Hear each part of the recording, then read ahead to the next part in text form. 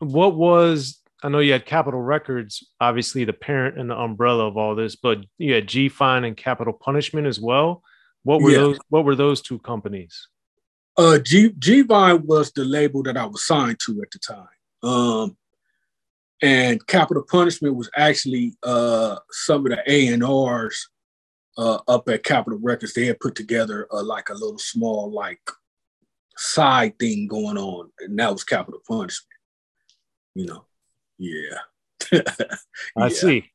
Yeah. Now with Everybody Wants to Be a Gangster, that one, you know, you are kind of lamenting a lot of the stuff that I would say the less skilled gangster rappers were doing, like over glamorizing shooting or being a gang member or all this other stuff. Unlike the best gangster rap, which I think really examines it and looks at it, the pros and the cons.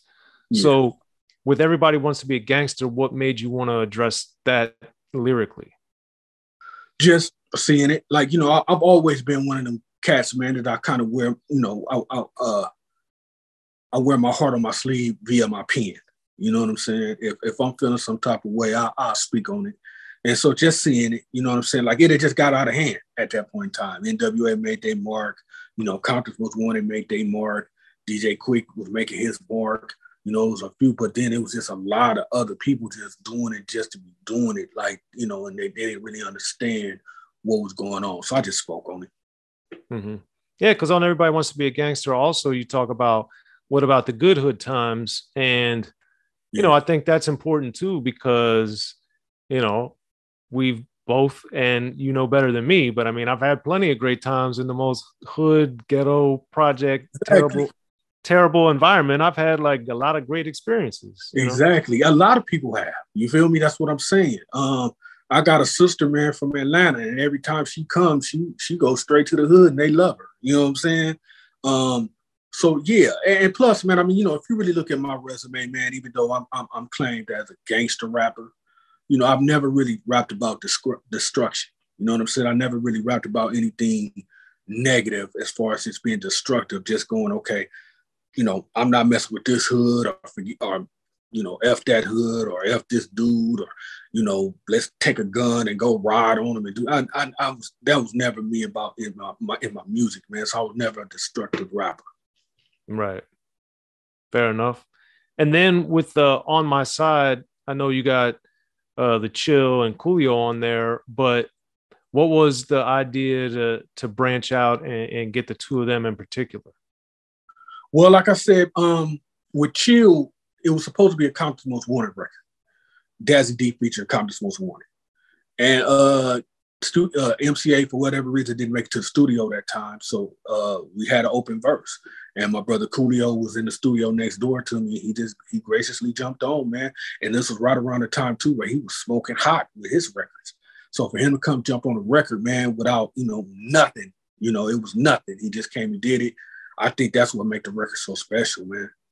Yeah, absolutely. And at this time, too, working on Where's My Receipt, you know, early in the game, you're working with Sir Jinx and Dre, and then specifically with Sir Jinx, then you're around Ice Cube with the Lynch Mob, and now you're doing stuff with Battle Cat. What, at that point, what was Battle Cat doing similarly or differently that really appealed to you sonically, production-wise, his mentality? What was it? Well, I heard the potential Battle Cat had back in the day, even before that. And I like the stuff he had did with the homie Domino. Shout out to Domino. He did some amazing stuff with Domino, with Sweet Potato Pie and all that Ghetto Jam. And so I knew what he was capable of. Cat is a real musical dude. And I always gravitate towards those type of people, like with West Coast Stone. I love, you know, musical cats. So I knew what Cat was capable of. And then when me and Cat got together, Cat kind of had a sound that he was tinkering with, but it fit perfect for what my flow was about and what I wanted in my sound.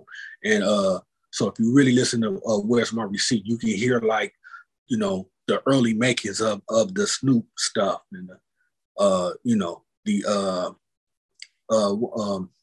or just anything after that. You know what I'm saying? The stuff with D.O.C, like you can hear some Dazzie Dee in it. You know what I'm saying? And it's dope.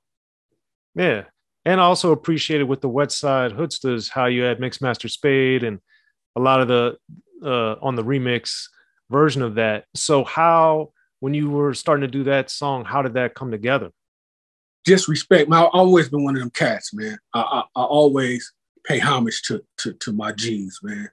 And I don't have too many G's in this game. I you know, that's how I feel. You know what I'm saying? But Ice-T, Mixmaster Spade, you know, they definitely some of my G's. Toddy T, they're definitely some of my G's. So I had to go back. You know what I'm saying? I had to go back, especially in a time when, you know, Compton was so popular, and they kind of act like they forgot about these cats. You know what I'm saying? And I wasn't going to allow that to happen. Yeah. I mean, Batarang in particular, Exactly.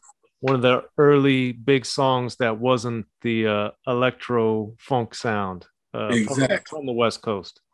Exactly. So as you're working on Where's My Receipt, when or why did it happen to where it didn't end up Capitol really putting it out? Well, what happened with that was pressure, man. Pressure bust pipes. Right before I dropped my album, that's when Dolores Tucker, that's when they just claimed all I wore on gangster rap music, man. And it was crazy. And they was up at Capitol Records every single day. Man, I was watching the news one time. One of my CDs was one that C. Dolores Tucker them threw in the damn street and ran over with the steamroller. You know what I'm saying? So it was just a lot of pressure, man. And then plus that, and plus Capitol Records, they just decided they wanted to walk away from music, black music, really in particular. And they let go a lot of their artists, man. Us, 19th Street Records with Crooked Eye and all them. They let a lot of people go, man. I was caught up in that loop. It's so crazy because Capitol has up to that point the biggest selling rap album of all time with MC Hammer. So I don't know. It's pretty sad that the label that had such success wouldn't have stood by the music that it helped get to the highest of heights, at least sales wise. So yeah, well, like you say, pressure bust pipes, man. It was a different kind of pressure. You know, Hammer wasn't really offending nobody, so you know that was a little different. Very different, very different. So then, how with Where's My Receipt? How do you go from dealing with that frustration to then kind of coming back with the rebirth and not like how are you navigating that personally and professionally? Well, once the deal fell through with Capitol, you know, Capitol, they gave me everything. They you know, they just didn't let me go. They paid me out. You know what I'm saying? They paid me out, cashed me out, and then they also gave me my master's. So I have control of my master's. Oh, congratulations. That's brilliant. Yeah, that was love. So I respect Capitol for that. And then what happened was Joe Isbro, Raging Bull Records. They approached me. It was like, man, you know, you had the makings of something great. Let's see what we can do. So I was like, well, you know what? I don't want to you know, because I think I sat on the record for maybe about 6 months at that time. I was like, you know what? Let me redo some stuff, touch some stuff up, and redo some stuff. And you know, I feel like this is my second chance. So let's call it the rebirth. And that's how that came about. Okay. And I forgot to ask you, but on Where's My Receipt, what made a Sticky Situation a song that you wanted to produce and not have Battle Cat? Well, actually, it was one of those records where, and actually, I co-produced it with Rashad Cole, Boogeyman Rashad. Rashad Cole actually helped me produce that record. Shout out to Rashad. It was just one of those records where we was moving so fast that it was just one of those records we didn't have time but Cat to do. So I was just like, you know, one day I had some studio time and we was just sitting around. I called up Big Rush. Rush came in and we messed around and laid. Okay. And yeah. I remember also on Where's My Receipt, how you were going to like give 10% of your proceeds to like Computer Lab in South Central. Yeah. So where did that idea come from? And are you still like doing community type of service stuff like that? Yeah, that came from management. Management came up with the idea, which was a great idea. You know, so we was trying to figure out a way to get back, and they came up with the concept. Yeah, I still deal with the community. You know what I'm saying? I still do certain things with the community. I would love to do more, especially now that I'm back into music as heavy as I was. Because remember, I retired for about 6 years. So now that I'm back into it, I would love to get back into that. Maybe find a foundation, something that I really believe in, that can get behind. I would love to do. Okay. Gotcha. And then with doing the rebirth, like what, you had your masters, you got the rebirth that comes out, but it's not on Capitol, it's not on a major label. What happened, would you say, at that point in your career? Like what was going on? How did things happen compared to what you were working toward? Well, the crazy part about that was it was all indie, right? But I wasn't in control of the indie. You know what I'm saying? It was Raging Bull. And so, I was still learning. You know what I'm saying? I was learning. Everything I had learned was through Capitol. So I had understood how a major machine worked, but I didn't understand the independent side.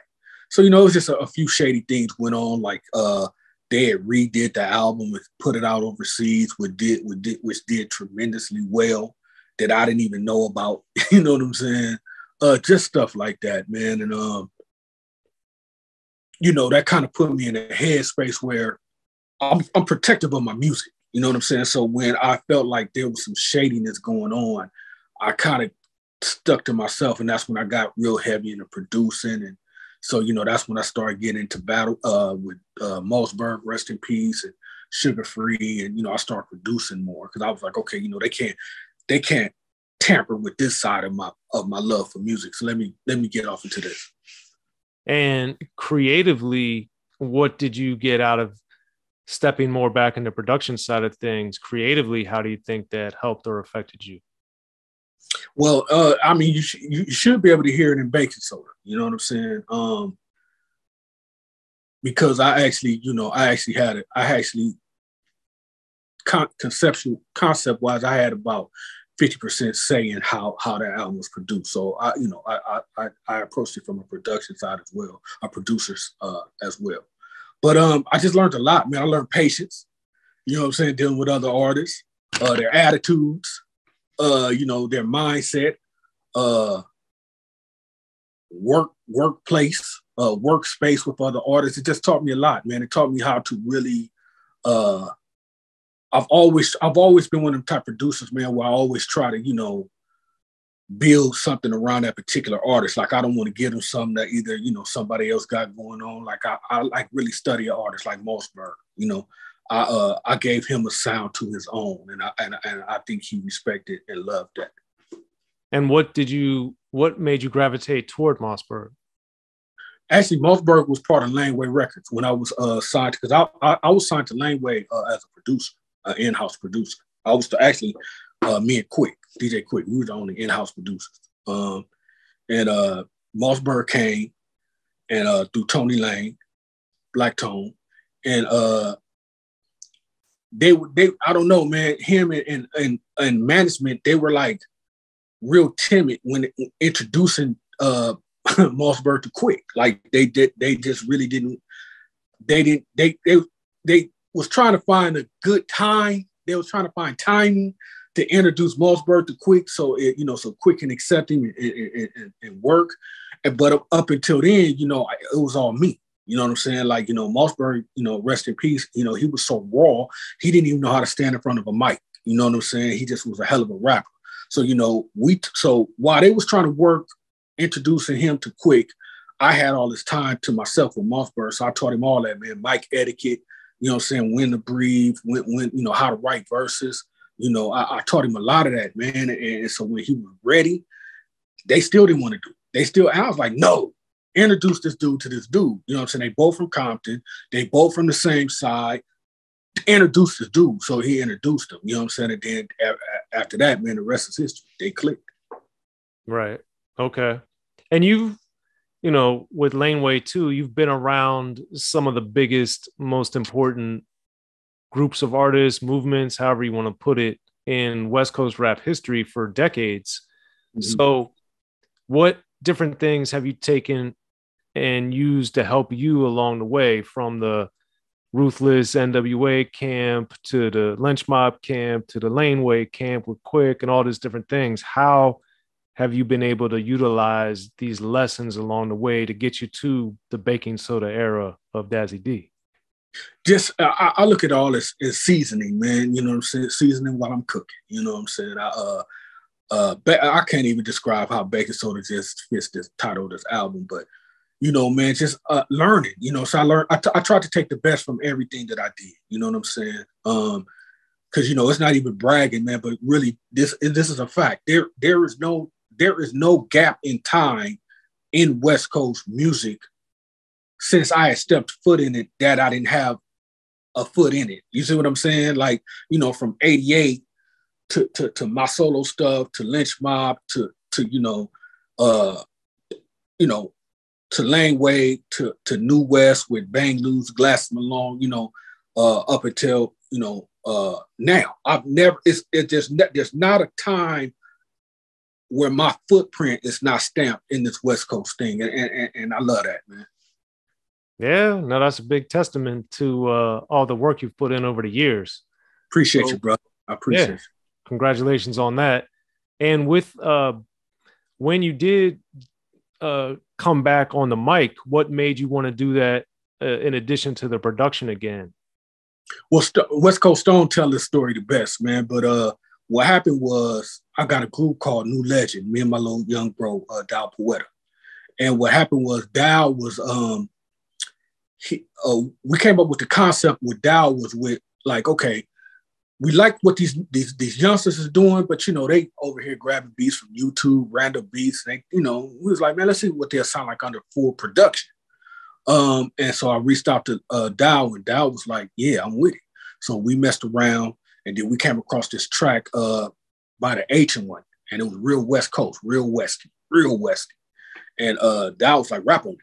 And I was like, no, I don't rap no more. You know what I'm saying? But let me make sure the production and the song is dope. And so he got me to rap on it.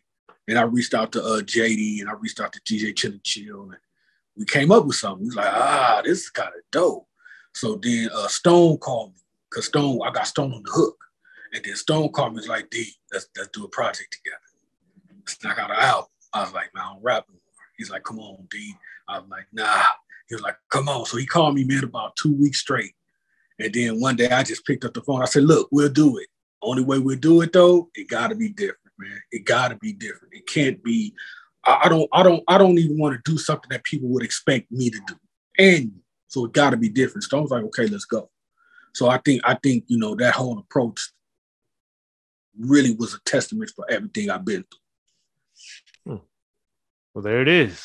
Okay. Yeah. All right. Well, anything else you wanted to add, Dazzie Dee, before we bounce? Nah, man, not really. I mean, you know, this has been a great interview, man. You know what I'm saying? I mean, you know, if I let the history books tell it, it wouldn't be no telling to tell. You know what I'm saying? So I appreciate you, brother, for this outlet and telling my story. I just want to shout out everybody, man. If I can, you know what I'm saying? If we at that point, I want to shout out to West Coast Stone, probably one of the best producers, if not the best producer on the West Coast right now. I want to shout out to the whole Lynch Mob, JD, T-Bone, KD, Shorty, rest in peace, Chili Chill, 3, Yo, Ice Cube. I want to shout out them because they, you know, without them, you know, I probably wouldn't be who I am. Sir Jinx, I wouldn't be who I am. So shout out to them brothers. Shout out to D.O.C, my New Legend group. We got a new single dropping in a few weeks called Coast to Coast. Shout out to him. Shout out to Don Dub. Shout out to Slag Dog. Shout out to my daughter Chocolate. Thank you, baby, for the record. And I want to shout out you, man. You know what I'm saying? And Katie, he been my ear, helping me, guide me through this whole project. So I just want to say much love to all y'all and salute, man. Yeah, well, Dazzie Dee, thanks so much for coming through the Unique Access, man. It's an honor. Thank you. I appreciate you, brother.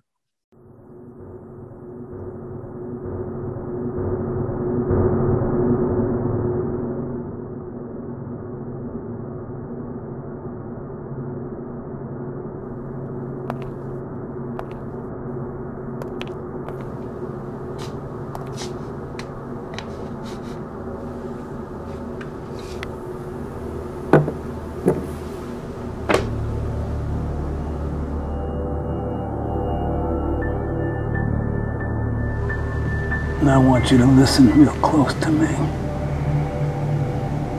I'm going to ask you some real simple questions, and I want some real simple answers.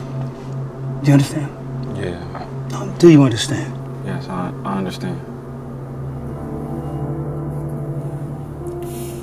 You said that you couldn't have possibly been at the crime scene at 11:15 because you were in the bookstore buying my audio book and my hardcover book at 11:15 when the crime scene occurred in Soren's book. The History of Gangster Rap. So you couldn't have been at the crime scene because you were buying the books. Right. At 11:15, I was at the bookstore at 11:15, and when I bought the books and accidentally left them at the store. So at 11:15, you couldn't have been at the crime scene because you were buying books, right? At 11:15,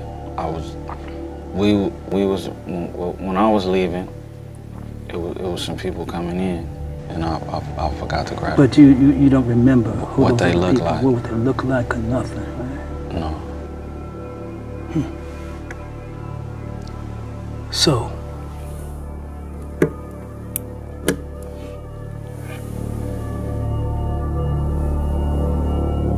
at 12:15, you were in the bookstore buying my audio book and hardcover book and Soren's book at 12:15. So you couldn't have been at the scene because you were buying the books, right?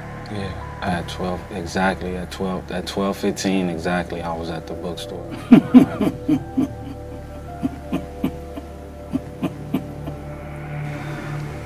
Now you see.